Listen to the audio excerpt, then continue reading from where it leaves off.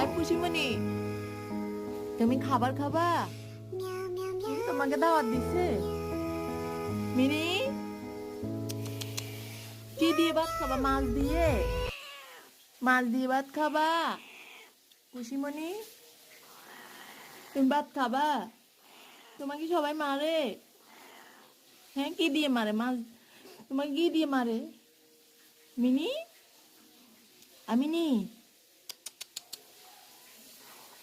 Mini, তুমি এত কালো কেন মিনি?